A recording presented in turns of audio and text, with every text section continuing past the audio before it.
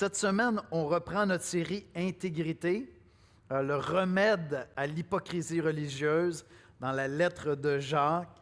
Et je voulais simplement vous mentionner, la semaine prochaine, ça va être le pasteur Miguel qui va nous conduire dans Jacques. Et pour ceux qui sont très attentifs, vous allez voir qu'on va sauter un passage. Il a fallu qu'on fasse un petit ajustement avec notre invité Barton. Et donc, je vais revenir la semaine d'après sur le passage qui va être sauté. C'est juste pour voir si vous nous suivez. C'est bon? Alors ce matin, on parle peut-être de l'organe le plus puissant du corps humain, la langue, qui a énormément d'impact. Grâce à la langue, l'être humain prononce des discours, énonce des idées, chante des chants qui bouleversent nos cœurs. Avec la langue, nous chuchotons des secrets, nous faisons des déclarations d'amour, nous prononçons des prières, nous lançons des cris de guerre aussi. Nous enseignons toutes sortes de sciences, nous enseignons surtout la parole de Dieu, nous encourageons des gens et nous détruisons des réputations avec la langue. Avec la langue, au Québec, nous sacrons. C'est une des particularités du Québec. Les mots crus que nous disons sont des mots d'église généralement. Mais au Québec, avec la langue aussi, nous chantons des paroles comme celles des Cowboys fringants. Et je vais juste vous lire quelques lignes d'une de leurs chansons, Les étoiles filantes. Si je m'arrête un instant pour te parler de ma vie, juste comme ça, tranquillement, dans un bar rue Saint-Denis, je te raconterai les souvenirs bien gravés dans ma mémoire de cette époque où vieillir était encore illusoire. Quand j'agaçais les petites filles, pas loin des balançoires, et que mon sac de billes devenait un vrai trésor, et ces hivers enneigés à construire des igloos, à rentrer les pieds gelés, juste à temps pour passe-partout. Avec la langue, nous invitons une personne à se confier et nous nous entraidons. Et on n'a pas donné d'exemple de ce qu'on fait lorsque nous nous parlons à nous-mêmes, lorsqu'on parle silencieusement, lorsqu'on chuchote des mots qui nous font du bien ou qui nourrissent de la colère ou de l'amertume dans nos âmes. Avec la langue, nous prions à notre Dieu à voix basse ou intérieurement. La langue est un organe puissant. Et Jacques nous dit que c'est probablement la clé la plus importante pour être transformé à l'image de Jésus-Christ que de maîtriser la langue. On va aller dans la prière, puis on va écouter la lecture de ce beau passage dans Jacques, puis on va l'explorer ensuite ensemble. Seigneur Jésus, on vient dans ta présence ce matin parce que tu étais le maître des mots. Seigneur, te lire, te voir interagir avec les gens, écouter les gens, parler aux gens à travers les évangiles, c'est tellement beau, Seigneur. On aimerait maîtriser notre langue comme ça. Savoir se taire, savoir être doux, savoir être clair, savoir être ferme, savoir être un peu intransigeant quand c'est le temps d'affirmer des choses difficiles à dire, avoir le courage de toujours parler au nom de notre Père céleste. Seigneur, notre désir, c'est de te ressembler. Pourtant, on est tellement malhabile avec la langue. On peut faire du bien et quelques minutes après gâcher complètement la sauce, Seigneur, en laissant tomber une vacherie, une platitude, en étant offensant.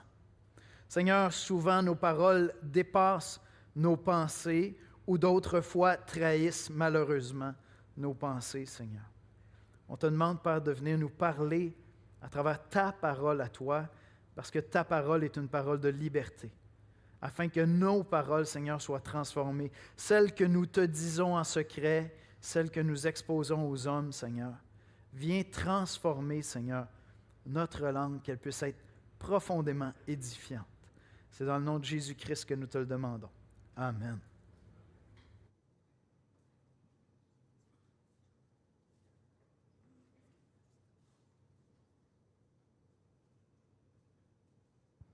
Bonjour. Alors, la lecture de ce matin est tirée du livre de Jacques au chapitre 3, les versets 1 à 12, dans la nouvelle édition de Genève. Alors, encore une fois, dans Jacques chapitre 3, versets 1 à 12, dans la nouvelle édition de Genève.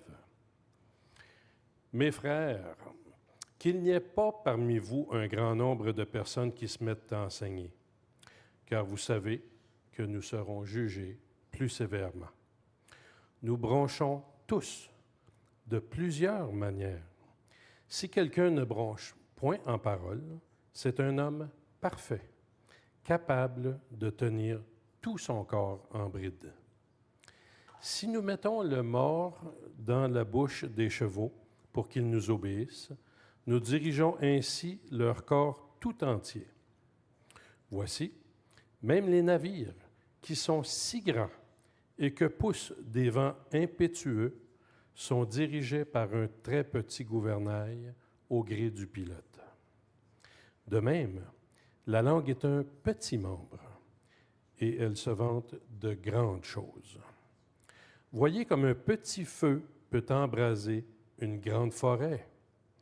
La langue aussi est un feu. C'est le monde de l'iniquité. La langue est placée parmi nos membres, souillant tout le corps et enflammant le cours de la vie, étant elle-même enflammée par la géhenne. Toutes les espèces de bêtes, d'oiseaux, de reptiles et d'animaux marins sont domptées et ont été domptées par l'homme. Mais la langue, aucun homme ne peut la dompter. C'est un mal qu'on ne peut réprimer. Elle est pleine d'un venin mortel. Par elle, nous bénissons le Seigneur notre Père, et par elle, nous maudissons les hommes faits à l'image de Dieu. De la même bouche sortent la bénédiction et la malédiction. Il ne faut pas, mes frères, qu'il en soit ainsi. La source fait-elle jaillir par la même ouverture l'eau douce et l'eau amère? Un figuier, mes frères, peut-il produire des olives ou une vigne des figues? De l'eau salée ne peut pas non plus produire de l'eau douce.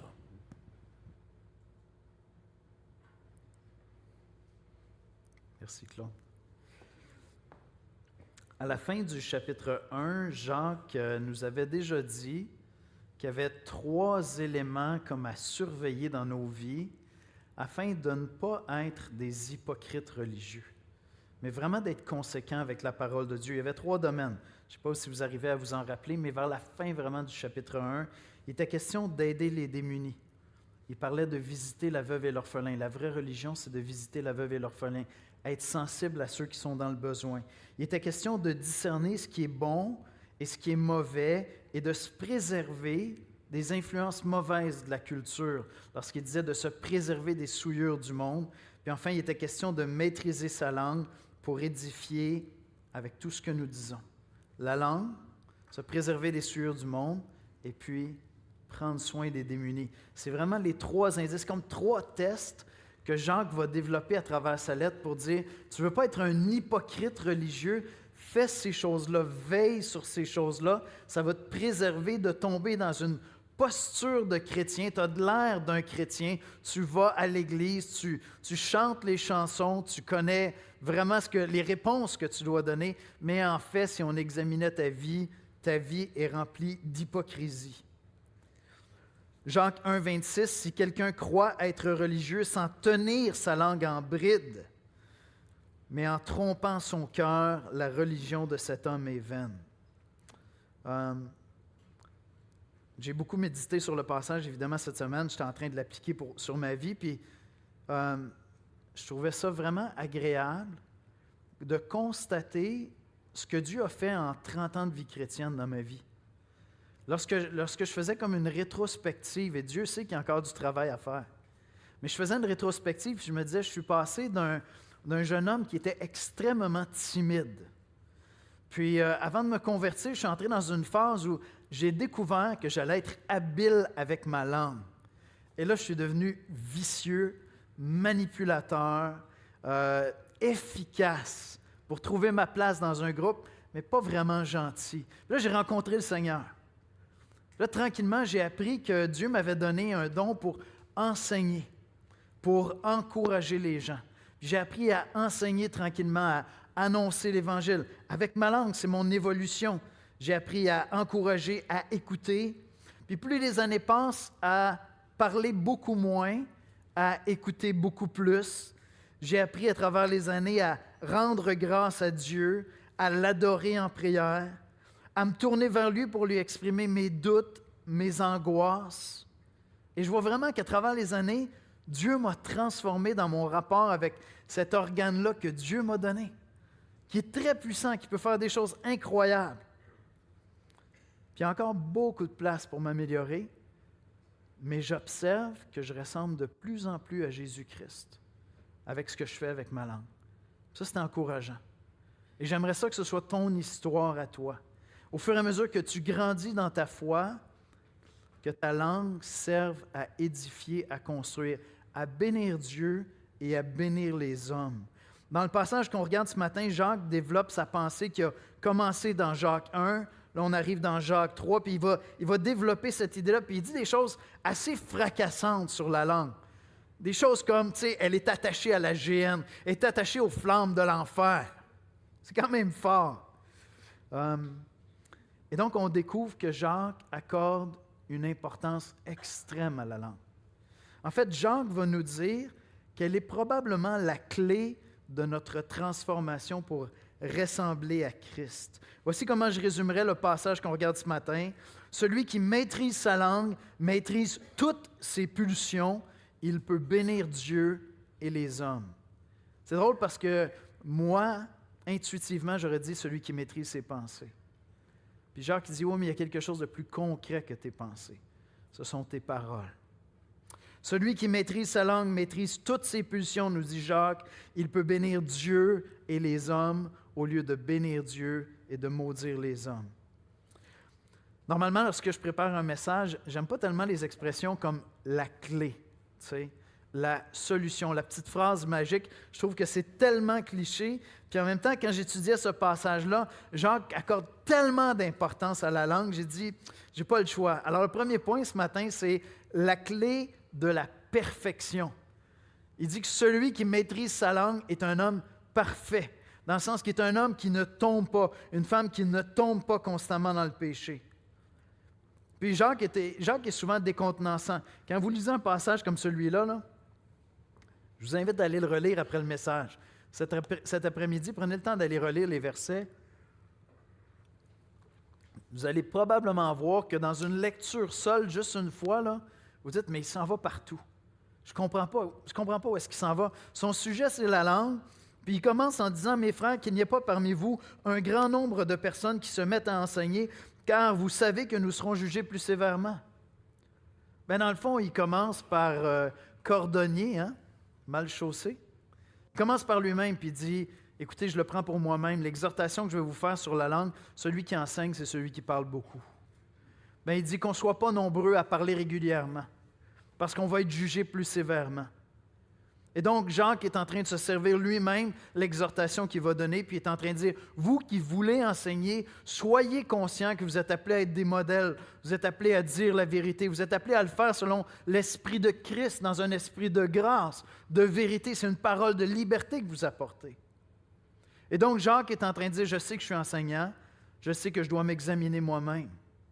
Et donc, c'est une exhortation déjà à tous ceux qui sont appelés à prendre la parole. Peut-être que dans votre travail, vous êtes de ceux qui devez diriger, qui devez prendre la parole. Vous avez plus de responsabilités que les autres. Vous êtes parents. Vous êtes appelés à enseigner vos enfants. Vous avez déjà plus de responsabilités que vos enfants. Et Jacques est en train de se reprendre lui-même et il commence en se disant, ceux qui enseignent ne devraient pas être trop nombreux parce qu'on va subir un jugement plus sévère. Et on voit déjà là le paradoxe parce que, naturellement, si on veut être honnête, l'être humain célèbre les gens qui parlent beaucoup. On est attiré par les gens qui sont habiles avec leur langue. On est attiré par les gens qui prennent la parole. Essayez de vous replacer lorsque vous étiez à l'école, au primaire, au secondaire. C'était qui les vedettes dans la classe? C'est celui qui lâchait une craque, qui avait une joke, qui pouvait laisser... Il arrêtait le professeur avec une petite blague, tout le monde partait à rire, ou il y avait de la répartie. Souvent, c'était ces gens-là qui étaient les plus populaires. Puis en fait, si tu étais quelqu'un qui avait de la difficulté à parler en public, écoute, tu étais super mal à l'aise, toujours des situations difficiles. Si tu es de ces gens qui a de la difficulté à lire en public, une des affaires qui doit te stresser le plus, c'est d'aller dans un groupe connexion, puis qu'on dise, hey, voudrais-tu lire le passage? Certains d'entre vous, vous n'allez même pas dans des groupes connexion parce que vous craignez qu'on vous demande de lire la Bible en public ou vous craignez qu'on vous demande de prier publiquement. Puis ça vous empêche d'aller dans un groupe. Donc Jacques nous dit, ceux qui prennent la parole en public ne devraient pas être nombreux, mais je veux dire, l'être humain est attiré par les gens qui savent parler en public. On a tous connu un gars ou une fille qui n'était pas particulièrement cute, mais qui était terriblement charmeur avec sa langue. C'est extraordinairement puissant, la langue. Puis on peut penser à des grands discours. Cette semaine, je suis en train de penser à des grands discours. Je pensais à « Yes, we can » de Barack Obama, ou plus près de nous, au Québec, le général de Gaulle, qui vient ici. « Vive le Québec libre! » Mes amis, on entend parler encore, hein? Des décennies plus tard, ou le plus grand orateur de tous les temps, qui a dit un jour d'aimer son prochain comme soi-même. Quelques paroles qui marquent complètement. Jésus-Christ qui dit ça, puis ça marque à jamais. Et pourtant, j'espère que vous êtes comme moi, qu'il y a des gens dans votre entourage qui vous ont profondément marqué et qui sont des gens particulièrement silencieux. Essayez de penser à quelqu'un dans votre entourage, dans votre histoire familiale, tu sais, des gens qui maîtrisent l'économie des mots. Ils parlent peu, mais quand ils parlent, c'est significatif. Et ces gens-là sont mis à mal aujourd'hui dans notre culture parce qu'on vit à l'époque de la communication. On apprend tous à communiquer. Je veux dire, le plus grand défi dans le mariage, aujourd'hui, à ce qu'on nous dit, ce n'est pas le péché, c'est la communication. Puis c'est extraordinaire les progrès qu'on a fait au niveau de la communication. C'est quand même extraordinaire. Mais là, imaginez ces gens qui, eux, l'art qu'ils maîtrisent, c'est juste de parler pour dire quelque chose d'important. Puis là, on va les voir. Je pense particulièrement à certains hommes. Je ne veux pas m'en prendre aux dames, je suis désolé. Mais vous connaissez tous un homme qui parle comme jamais, mais quand il dit quelque chose, ça a du sens. Ça fait du sens. Mais je vous encourage cette semaine à aller voir quelqu'un qui est un homme ou une femme de peu de mots. Puis allez lui dire combien vous l'appréciez. Parce que ces gens-là sont un exemple. Ils sont des modèles pour nous. Leur silence, ce n'est pas toujours parce qu'ils sont incapables de parler, c'est parce qu'ils trouvent inutile de parler pour rien dire. Et il y a une grande vertu selon les Écritures. Hein? Il semblerait, selon la Bible, que même celui qui, dans le fond, est stupide, s'il se tait, il va avoir de l'air d'un sage. J'ai toujours aimé ce proverbe-là. Je me suis dit, hey, j'ai vraiment de l'avenir. Je vais pouvoir passer pour un sage si je peux juste me la fermer, comme on dit au Québec. Tu sais, tais-toi, tu vas déjà avoir de l'air plus intelligent. J'ai toujours aimé ce proverbe-là. Mais allez encourager quelqu'un cette semaine qui est une personne de peu de mots. Parce que ces gens-là sont précieux. Ils sont précieux, puis aujourd'hui, ils sont mis à mal. Parce qu'on leur dit, non, mais il faut que tu parles plus, il faut que tu parles plus. Ouais, mais s'il n'y a rien d'intéressant à dire, pourquoi est-ce que tu voudrais que je parle? Je veux juste être là, je vais t'aider, puis je vais t'aimer. Et apprenons à honorer ces gens-là. C'est vraiment une belle vertu chrétienne. Maintenant, la langue, les mots sont super importants. Je veux dire, dans la Bible, c'est super important de parler. En fait, Dieu commence en créant les cieux et la terre par la parole. Dieu dit que la lumière soit et la lumière fut. On se convertit, on devient chrétien parce que quelqu'un a parlé. Que ce soit par écrit ou que ce soit verbalement, je veux dire, tu découvres l'Évangile parce que quelqu'un a parlé. On construit des sociétés, on organise notre pensée, on apprend à saisir le monde qui nous entoure en mettant des mots. Hein? On enseigne à nos enfants, c'est une chaise. Puis là, tu viens de, OK, j'ai un concept, j'ai quelque chose. Puis après ça, on va y aller avec les émotions, les relations, les valeurs. Tout passe par la parole, tout passe par la langue. Tout passe par les mots. Notre pensée est structurée dans notre tête. Non pas seulement avec des émotions. En fait, on vit une émotion, puis là, on cherche à mettre des mots dessus. C'est quoi cette émotion que je vis? Elle vient d'où? Elle s'en va où? Pourquoi est-ce qu'elle est venue? Puis là, une fois que je commence à associer des mots à mon émotion, OK, ça commence à avoir du sens. Donc, les mots sont super importants. La Bible est claire que les mots sont super importants.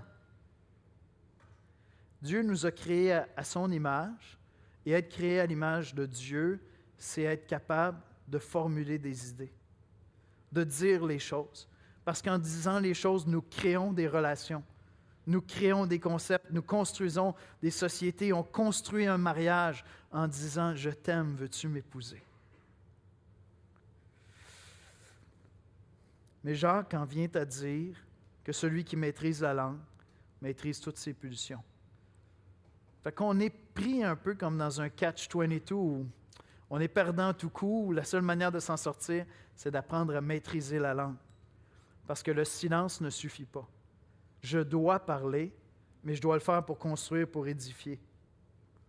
Fait que Jacques dit au verset 2, dans Jacques 3,2, il dit « Nous bronchons tous de plusieurs manières, on pêche tous de différentes manières, ça c'est clair. Mais,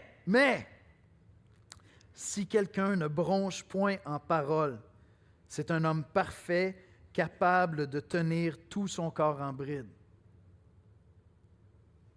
Si un homme, une femme, maîtrise sa langue, c'est un homme qui ne pêche pas. Parfait dans le sens qu'il n'est pas constamment en train de tomber, de faire des fautes morales.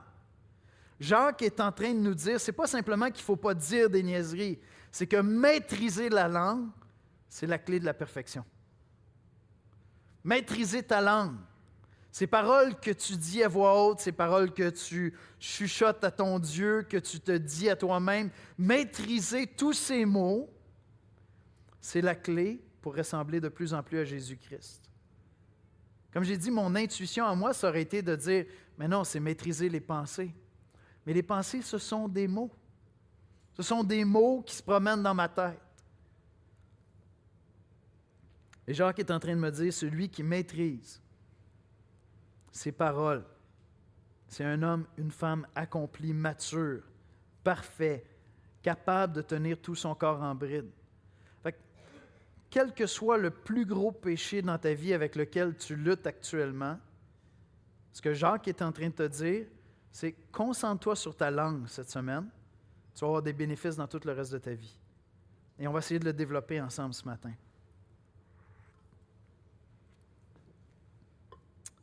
On pêche tous de plusieurs manières, mais la langue est exceptionnelle. La Bible répète à plusieurs reprises que la maîtrise de la langue est importante et qu'on pêche beaucoup en parole. Tantôt, je faisais référence, entre autres, au Proverbe 10-19. « Celui qui parle beaucoup ne manque pas de péché coupable. » Ce verset-là était gravé dans la première Bible que ma mère m'a donnée à ma conversion à 19 ans. Vous savez, dans le temps où c'était la mode des Bibles avec une couverture en cuir faite à la main, là? Ben, Julie, qui avait fait cette couverture-là, avait mis ce proverbe-là, puis il est devenu cher à mon cœur, parce qu'à l'époque, comme j'ai dit, avant ma conversion, ma langue servait à détruire. J'avais découvert que je pouvais être puissant pour manipuler les gens avec ma langue. Puis là, je tombe là-dessus, celui qui parle beaucoup ne manque pas de péché, mais celui qui retient ses lèvres est un homme prudent. Puis ce matin, je vais vous partager un de mes versets préférés de la Bible. C'est tellement un verset précieux à mon cœur que pour de vrai, là, je suis sincère avec vous, mon rapport avec ce verset-là, c'est comme s'il m'appartenait. Sérieusement, là, je ne sais pas si vous avez des versets comme ça qui sont tellement proches, c'est comme s'il est à vous, ce verset-là. Bien, si vous l'aimez, je suis prêt à vous le partager ce matin. Okay? Vous avez le droit de vous l'approprier cette semaine, de le mémoriser. Mais c'est vraiment un de mes passages préférés dans la Bible.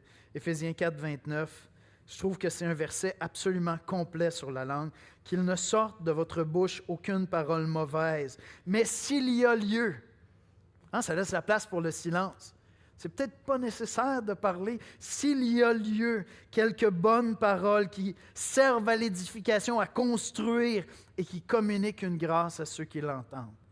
Quel verset extraordinaire! Médite ça cette semaine, mémorise-le, repasse-le dans ton cœur, dans tes pensées. Quel verset extraordinaire! Qu'il ne sorte de votre bouche aucune parole mauvaise, mais s'il y a lieu, quelques bonnes paroles qui servent à l'édification et qui communiquent une grâce à ceux qui l'entendent. Éphésiens 4, 29. Je vous le dis, c'est comme s'il m'appartenait. Mais je suis prêt à vous le partager si vous le trouvez beau. Vous pouvez le mémoriser. La parole de Dieu est tellement extraordinaire qu'on se l'approprie puis elle devient précieuse pour nous. Donc, comme on vient de le voir, la Bible a toujours enseigné que la langue est importante. Maintenant, ce que Jacques fait de différent ici, c'est qu'il va jusqu'à nous dire que celui qui maîtrise sa langue maîtrise tout son corps, maîtrise toutes ses pulsions. Comme si la langue était le cœur de ce qui se passe à l'intérieur de nous, et comme si maîtriser la langue était le cœur de toutes nos interactions avec le monde autour de nous. Et je pense que c'est vrai. Quand tu apprends à maîtriser les mots qui sortent de ta bouche, les mots que tu te chuchotes à toi-même, les mots que tu te dis à toi-même, quand tu apprends à prendre Dieu à témoin de tous les mots qui passent dans ton esprit, dans tes paroles que tu prononces à chaque instant, quand tu apprends à te taire, mais pas seulement pour être frustré puis avoir un dialogue intérieur, mais vraiment pour chercher la sagesse de Dieu puis trouver des paroles édifiantes à dire, quand tu apprends à encourager, à remercier Dieu, à remercier les gens constamment, ça te transforme profondément. Ça te transforme radicalement. Ça transforme ta manière d'interagir avec le monde, d'interagir avec toutes les pulsions que tu peux avoir, avec toutes les convoitises que tu peux avoir. Tu peux vivre une paix, communiquer une paix autour de toi si tu es attentif à toutes les paroles qui viennent sur tes lèvres, celles que tu gardes dans ton cœur, que tu dis à voix haute ou que tu chuchotes pour toi-même. Et on est tous capables de se rappeler d'une parole qui nous a été dite, peut-être des fois même dans notre enfance, et qui a été tellement dévastatrice qu'elle est gravée dans notre âme. On a tous une parole que quelqu'un a prononcée à notre égard, soit devant nous ou qu'on a entendue à notre égard. Puis on voit la puissance des mots qui sont là. Et j'espère que vous êtes tous aussi capables de vous rappeler d'une parole d'encouragement qui est venue comme un baume. Les mots peuvent briser des os et les mots peuvent guérir l'âme. C'est extraordinairement puissant, la langue. C'est extraordinairement puissant. Est-ce que vous êtes prêts à ce qu'une personne vienne vous voir cette semaine pour vous rappeler une parole cruelle, une petite parole assassine que vous lui avez dite dans le passé? Est-ce que vous êtes prêts à entendre ça? Puis à dire à cette personne-là, je te demande pardon. Je me souviens, j'étais allé revoir mon premier pasteur qui s'était tellement investi dans ma vie. Puis un jour, il m'a dit une parole qui était vraiment, ça manquait de sagesse. Les pasteurs, on manque de sagesse, hein? Comme vous le savez, ça nous arrive comme à tout le monde. Puis c'était tellement pas sage, c'était tellement décourageant, puis par la grâce de Dieu, j'avais rejeté sa parole. J'avais dit non, j'y crois pas, je l'accepte pas, je la rejette. Des années plus tard, je suis allé le voir, puis j'ai dit, vous rappelez-vous, vous m'aviez dit ça? Il n'en revenait pas. Il m'a dit, je t'ai dit ça. C'est terrible. Je te demande pardon. C'était déjà réglé, puis on avait déjà une super belle relation. Puis je voulais m'assurer qu'il n'était plus à cet endroit-là dans sa pensée. Est-ce que vous êtes prêts à ce que quelqu'un vienne vous voir cette semaine pour vous dire, ah là, je sais en plus, je suis le pasteur, ça se peut que je reçoive 8 courriels. Tu sais, Yannick, un jour, là, tu sais, tu m'as dit ça. Vous pouvez les envoyer, faites-vous-en pas. Après 27 ans, j'ai demandé souvent pardon, puis je vais continuer à le faire, pas de problème. Mais est-ce que vous êtes prêts à faire ça, à assumer ces paroles-là? Parce que vous pouvez faire énormément de bien si vous dites à la personne, je te demande pardon, c'est terrible ce que j'avais dit là.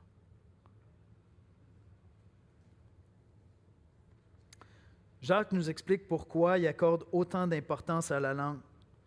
C'est parce qu'elle a une puissance exponentielle par rapport à sa grandeur. C'est ça qu'il nous dit. J'aime vraiment son illustration. Mais la langue a une puissance exponentielle. Elle a une puissance de changement. Jean 3, 3, 5. Si nous mettons le mors dans la bouche des chevaux pour qu'ils nous obéissent, nous dirigeons ainsi leur corps tout entier. Voici même les navires qui sont si grands et qui poussent des vents impétueux sont dirigés par un très petit gouvernail au gré du pilote. De même, la langue est un petit membre et elle se vante de grandes choses. Voyez comme un petit feu peut embraser une forêt entière. On l'a vu cette année, hein? Quelques feux déployés au Canada, puis le nombre d'hectares, de kilomètres carrés qui ont été brûlés au Canada. Et certains d'entre eux, on le sait maintenant, c'était des feux criminels. Ça a pris une étincelle. C'est parti. L'image du cheval est très, très forte. Cette semaine, j'ai pris le temps. Qui a déjà monté à cheval? Qui a déjà monté à cheval? Il faut que vous fassiez ça une fois dans votre vie. C'est extraordinaire.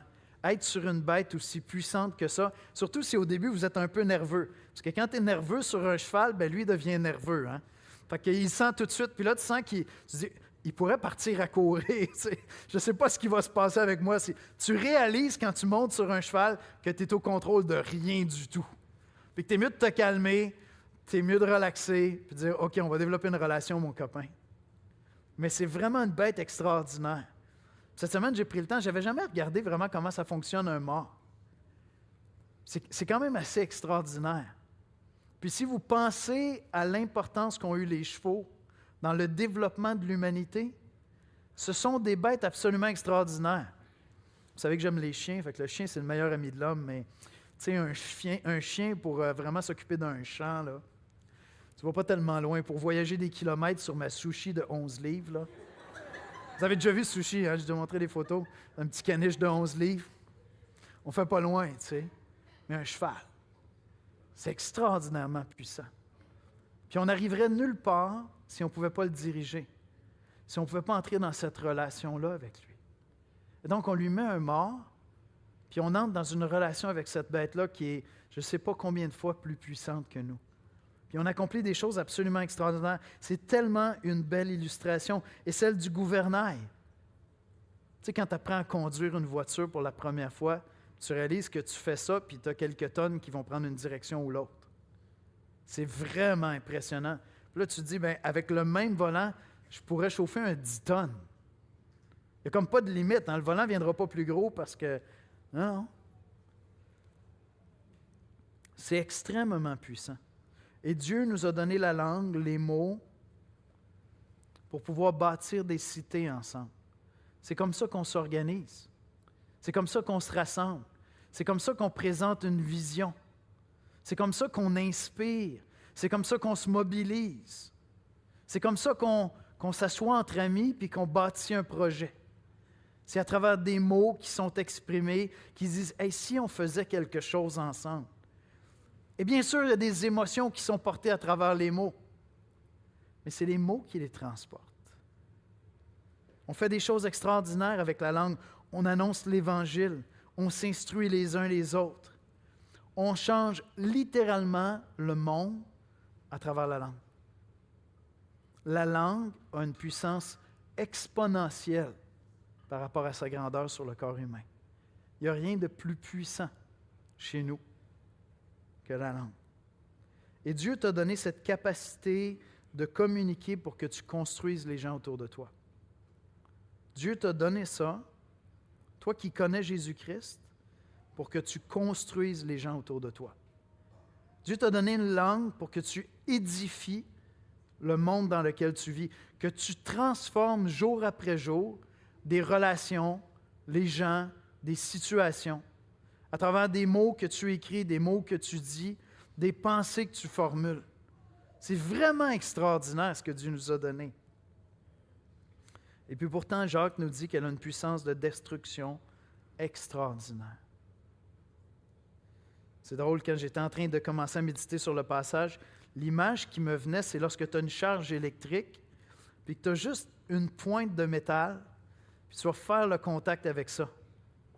Souvent, je donne un petit bisou à ma femme, puis je ne sais pas pourquoi, mais je suis chargé d'électricité statique. Puis mon geste tendre se transforme en « Aïe aïe! » Fait qu'on se reprend 2 fois.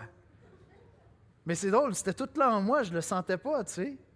C'était là, c'était dans l'environnement, c'était autour. Puis juste parce qu'on a un contact, pac! C'est ça la langue.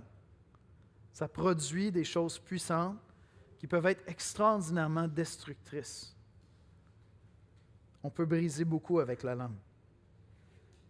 Jacques, après nous avoir dit qu'elle est puissante, bien, il nous dit que c'est un feu. Jacques 3,6. La langue aussi est un feu. Il est très dur. Il dit, c'est le monde de l'iniquité. C'est le monde du péché. La langue est placée parmi vos membres, souillant tout le corps et enflammant le cours de la vie, étant elle-même enflammée par la géhenne. C'est terrible ce qu'il dit. Mais pourtant, c'est vrai. Parmi les choses les plus cruelles qu'on a fait, ça s'est fait par une parole. Parmi les choses les plus dures, les plus vicieuses qu'on a fait, ça s'est fait par une parole, par un mot. On a brisé des âmes, on a brisé des amitiés, on a brisé des ponts de confiance, on a menti, on a trompé. Et quand Jacques dit que c'est le monde de l'iniquité, bien, c'est que la distance entre tout ce qu'il peut y avoir de plus vicieux en moi puis ma langue, c'est 1/1000 de millimètre. Je veux dire, combien de fois ça t'est arrivé d'échapper une parole tellement méchante? Ton premier réflexe, c'est de dire, je suis désolé, ça dépassait ma pensée. Mais dans le fond, pas tant que ça. C'est juste que tu aurais voulu la garder pour toi, cette pensée-là. Mais ton cœur est dévoilé comme ça, là, en 1 seconde. Puis vicieusement, là, tu te dis, mais c'est sorti où, cette affaire-là? Hein, souvent, je donne l'exemple, tu sais, tu prends ton temps avec Dieu, tu lis ta Bible, comme tu pries, tu es en train de louer le Seigneur, tout va bien. Tu rentres dans le trafic, il y a quelqu'un qui te coupe. Puis tu commences à parler le québécois.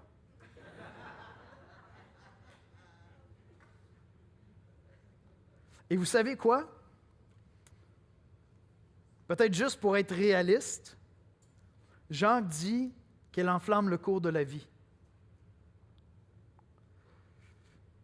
Tu vas peut-être continuer à parler le québécois jusqu'à ta mort. Parce que tu vas continuer à pécher avec ta langue tout au long de ta vie. Elle enflamme le cours de la vie. Ça ne se règle pas entièrement en vieillissant. On pense que tout est maîtrisé, on pense que tout va bien, on pense qu'on est rendu à un autre niveau de sagesse, on pense que c'est fini de dire des choses méchantes. Puis à un moment donné, tu as une journée qui ne va pas bien, tu es épuisé, juste comme un mauvais concours de circonstances. Puis tu dis, je ne pensais pas que je pouvais être aussi vache que ça, aussi cheap que ça, aussi vicieux que ça. Tu es humilié de voir que tu peux encore dire des choses aussi blessantes. Parce qu'elle enflamme le cours de la vie, étant elle-même enflammée par la géhenne. On a une belle illustration de ça dans Matthieu. Il y a un moment où, tu sais, Pierre, qui parlait beaucoup, mais des fois, il disait des choses vraiment inspirées. Fait qu'il dit quelque chose d'extraordinaire sur l'Église, puis sur la personne de Christ, puis c'est génial. Puis je veux dire, quelques instants après, Pierre va vers Jésus. On est dans Matthieu 16, versets 22-23. Pierre, l'ayant pris à part, se mit à le reprendre. Il reprend Jésus, puis il dit, non, tu nous as dit que c'est ça qui va se passer, mais non, ça ne se passera pas. À Dieu ne plaise, Seigneur, cela ne t'arrivera pas. Écoutez ce que Jésus lui répond. Mais Jésus, se retournant, dit à Pierre, arrière de moi, Satan. Tu m'es en scandale, car tes pensées ne sont pas les pensées de Dieu, mais celles des hommes. Pierre, qui venait de dire quelque chose d'extraordinaire sur Christ, Jésus lui dit, arrière de moi, Satan. Et si les gens étaient honnêtes avec nous, il y a des moments où ils nous le diraient. Je sais que souvent tu veux bien faire, Yannick, mais là, ce que j'ai envie de te dire, c'est arrière de moi, Satan. Parce que ce que tu dis, ce n'est pas édifiant. Ça ne me fait pas du bien du tout. Ça ne vient pas de Dieu. Ça ne vient pas de l'Esprit de Dieu. Et donc, Jacques nous dit au verset 7 et 8, « L'homme est capable de dompter toutes sortes de bêtes sauvages, d'oiseaux, de reptiles. » Des fois, je regarde sur YouTube des scènes où tu as des espèces de cinglés qui sont avec des crocodiles.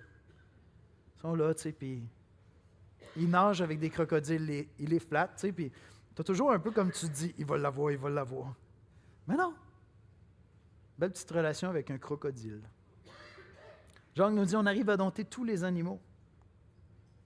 Les reptiles, les animaux marins sont domptés par l'homme.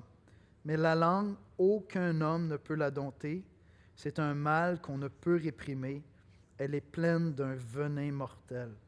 Jacques nous dit que l'homme par lui-même ne peut pas dompter la langue. C'est impossible pour nous de le faire. On n'y arrive pas par nous-mêmes. Et il nous explique pourquoi on ne peut pas y arriver. Parce que c'est de l'abondance du cœur que la bouche parle. Et donc Jacques termine cette section-là en nous parlant de la source. Il nous dit que c'est la source qui change tout. La langue révèle en fait quelle est ta source, ce qui nourrit, d'où ça vient. Voyez-vous, Jacques nous dit que c'est un paradoxe. Il y a un paradoxe de la bénédiction et de la malédiction. Les versets 9 et 10. Par elle, nous bénissons le Seigneur notre Père, et par elle, nous maudissons l'homme fait à l'image de Dieu. On bénit Dieu, on chante des chants de louange en Église. On embarque dans la voiture, on s'en retourne à la maison, puis notre épouse ne nous trouve pas édifiants. Ton mari ne te trouve pas édifiant. Avec cette même langue, on est exalté. L'être humain ne peut pas faire quelque chose de plus beau que de chanter des chants de louange. Il n'y a rien de plus noble. Tu sais, si tu viens dans une église évangélique pour la première fois et tu te dis, c'est le fun parce que, tu sais, il y a quelqu'un qui parle, il explique des choses dans la Bible. Moi, les chants, je ne la catch pas, celle-là, comme on chante ensemble. On ne fait pas tellement ça en général dans la culture. Tu écoutes de la musique, tu vas peut-être chanter dans ta douche, mais chanter tout le monde. Même on va dans un festival, si tout le monde chante à monnaie, c'est regarde, je suis venu pour l'écouter, là, c'est correct, tu chanteras dans ta douche. Mais là, on arrive dans une église, tout le monde chante ensemble. Vous savez pourquoi? C'est parce que l'âme humaine ne peut rien faire de plus beau que de chanter des chants de louange. Parce qu'on est en train de contempler, d'admirer, de célébrer l'être le plus merveilleux de l'univers. Et lorsque mon âme est canalisée à dire « Tu es merveilleux », je ne peux pas poser un geste plus noble que celui-là. Et avec cette même langue-là qui chante des chants de louange, je maudis en secret ou expressément l'homme que Dieu a créé à son image. C'est un paradoxe. C'est un paradoxe. On est capable de faire la chose la plus noble. Et comme chrétien, on s'applique dimanche après dimanche à faire ce qu'il y a de plus beau que l'être humain peut faire. Louer Dieu. On vient lui chanter des chants de louange. On va dans la prière et on dit, Seigneur, tu es merveilleux. Tu es extraordinaire. Il n'y a rien de plus beau qu'un être humain peut faire sur la terre que de chanter des chants de louange. Puis après, dans la semaine, on peut faire du tort à quelqu'un avec notre langue. On peut maudire quelqu'un. Lorsqu'on s'en va, tu sais, tous ces dialogues qu'on a seuls, où on aimerait tellement régler de compte à tellement de monde, ou dans le fond, si on voulait être honnête, on est en train de les maudire. Essaie d'assumer ces paroles-là pour de vrai. Des fois, quand je suis avec quelqu'un qui vit beaucoup de colère, parce qu'il a subi des injustices très difficiles, je fais un exercice un peu cruel, mais salutaire, je pense. Je lui dis, tu sais qu'on peut maudire? Vous savez, c'est quoi une malédiction, hein? C'est appeler un châtiment divin de Dieu sur quelqu'un. Je peux le faire. Je peux le faire. J'apprends qu'il y a un grand criminel qui est en train d'abuser des enfants. Je peux appeler Dieu à le châtier, à le détruire, à lui enlever la vie. Fait que des fois, je jase avec quelqu'un qui a un conflit avec quelqu'un d'autre puis qui est vraiment en colère. Puis je lui dis, écoute, tu veux qu'il y ait un enfer? Est-ce que c'est ça que tu désires? Tu peux prier pour ça. Seigneur, sauve-le pas. Je peux te lire des psaumes qui ont de l'air vraiment de ça, comme « brise-lui les dents », tu sais, des choses comme ça. Il y a beaucoup de psaumes imprécatoires. Là, les gens sont comme « ben non, non ». Assume tes paroles, va au bout de tes paroles. Réalise ce que tu es en train de faire. Est-ce que vraiment tu veux aller jusque-là? Prends le temps de le dire. Essaie de le dire. Seigneur, enlève-lui la vie. Tu vois, tu vas t'arrêter dans ta course. Tu vas t'arrêter dans ta course. Tu vas t'arrêter dans ta course. Et c'est le paradoxe. C'est le paradoxe du cœur humain. On peut faire la chose la plus noble, adorer Dieu, louer Dieu, puis on peut maudire les hommes qui sont autour de nous. Puis ce que Jacques est en train de nous dire, c'est que le problème, c'est la source. Versets 11 et 12, « La source fait-elle jaillir par la même ouverture de l'eau douce et de l'eau amère? » Non, parce que l'amertume va couvrir toute la douceur. Vous essayerez chez vous pour le fun. Prenez un jus là, sucré, là, puis mettez-y une bonne poignée de sel. Les deux ne peuvent pas sortir par la même source. Un figuier, mes frères, peut-il produire des olives ou une vigne des figues? De l'eau salée ne peut pas non plus produire de l'eau douce. Jacques est en train de nous dire le problème, c'est la source. C'est ce qu'il y a dans notre cœur. Et cette vérité-là, dans les Écritures, elle est partout. Je dois veiller sur mon cœur. Maintenant, ce que je vous propose ce matin, c'est que Jacques est en train de nous dire que la manière de veiller sur mon cœur, c'est de veiller sur mes paroles. Tu sais, essayer de maîtriser toutes tes pensées, ce n'est pas quelque chose de simple. Mais décider de faire le bien avec ta langue cette semaine. Fait que je vais vous donner un exercice très pratique, d'accord? Je vais demander aux musiciens de venir me rejoindre. Cette semaine, voici ce que tu pourrais faire avec ta langue. Bien, la première chose, si tu veux avoir de l'air sage, tais-toi. Tu sais? Essaie de pratiquer le silence. Il y a 2-3 fois cette semaine-là où tu vas avoir de l'air beaucoup plus aimable puis beaucoup plus sage si tu fais juste comme pas manquer l'occasion de te taire. Sois juste attentif. Regarde l'avenir, ça s'en vient, tais-toi. Tu vas bien t'en sortir. Tu vas dire, wow, j'aurais tellement pu dire une stupidité, là. Wow, je me suis tu. Première chose à faire avec ta langue cette semaine, concret, silence. Fais juste te taire. Ferme-la. Tu sais, tu peux te le répéter. Ferme-la, Yannick. Dis rien. Médite la parole de Dieu. Je vous fais un spécial ce matin parce que je vous offre un verset qui est juste à moi, dans la Bible, dans Éphésiens 4, 29. Puis je vous dis, si vous avez à cœur de le mémoriser cette semaine, là, je suis prêt à vous le partager, mais c'est vraiment un de mes versets à moi. Jésus l'a écrit dans la Bible juste pour Yannick. Mais je suis prêt à vous le partager. Mémorisez les Écritures. Repassez-le dans votre cœur. Éphésiens 4, 29. Utilisez votre langue pour aller dans la prière. Il y a beaucoup de choses qu'on voit dans le monde qui nous scandalisent. Puis c'est bien que ça nous scandalise, parce que c'est scandaleux. Et si tu as l'Esprit de Dieu, Dieu te les montre souvent pour que tu ailles dans la prière. Et je vais donner une application très concrète. Actuellement, là, la terre entière est n'importe où sur le conflit Israël-Hamas. Et bien honnêtement, les chrétiens sont n'importe où sur ce conflit-là aussi. Puis c'est complexe, ces choses-là. Il y a une chose qui est certaine, c'est que seulement nous qui avons accès à celui qui peut amener la paix en Israël. Parce qu'on s'approche de lui dans le nom de Jésus-Christ. Et donc, au lieu de vous époumoner à donner votre avis, vos analyses, les justices, les injustices, à vous prononcer, si vraiment vous êtes scandalisé par ce qui se passe là-bas, là, passez du temps dans la prière. Priez pour que Dieu amène la paix en Israël. Priez pour ça sincèrement, sérieusement. Il y a plein de choses qui nous scandalisent. Puis là, on sent le besoin, hein, ça devient comme une espèce d'exutoire. On sent le besoin d'aller s'exprimer. Il faut donner notre avis.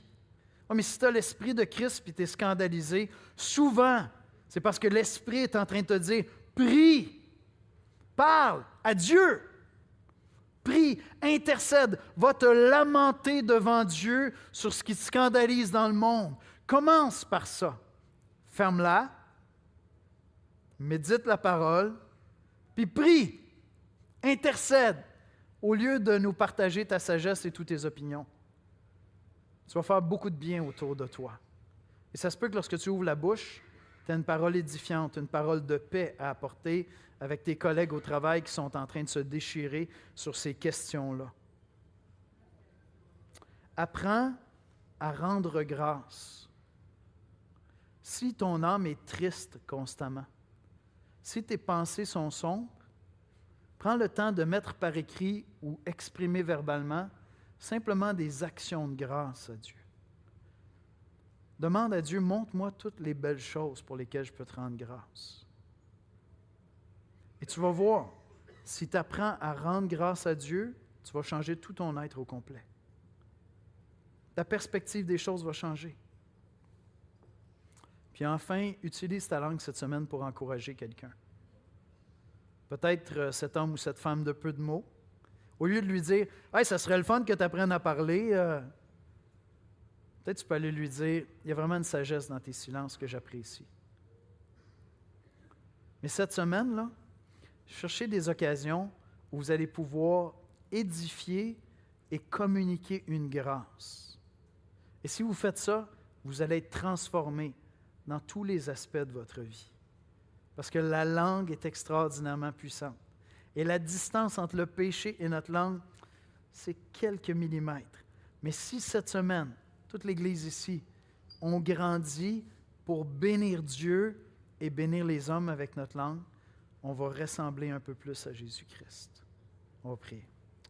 Seigneur Jésus, on vient dans ta présence en te confessant, Seigneur, qu'on manque tellement de sagesse. Seigneur, combien j'ai fait de mal avec ma langue. Combien j'ai blessé de personnes avec ma langue, Seigneur. Combien j'ai attristé de gens. Combien d'occasions ont manqué pour moi de me taire, Seigneur. Mais Seigneur, je suis aussi reconnaissant. Je veux être honnête et dire, tu m'as transformé. Tu m'as changé, Seigneur. Je prends vraiment plaisir à me taire, à aller dans la prière, à t'amener mes soucis au lieu de me perdre dans des paroles, dans des murmures incessants. Seigneur, il y a encore tellement de chemin à faire. Fais de cette Église, Seigneur, un peuple qui fait du bien avec sa langue. Fais de cette Église, Seigneur, un peuple qui édifie. Cette semaine, Seigneur, montre-nous les moments où on gagnerait tellement à se la fermer. Seigneur, cette semaine, viens nous aider à intégrer dans nos vies ta parole. Que ta parole devienne nos paroles, Seigneur. Qu'à force de la méditer, elle sorte de nos lèvres pour édifier et construire, Seigneur. Seigneur, merci pour ta parole qui nous met au défi de te ressembler de plus en plus, Jésus. Amen. Amen.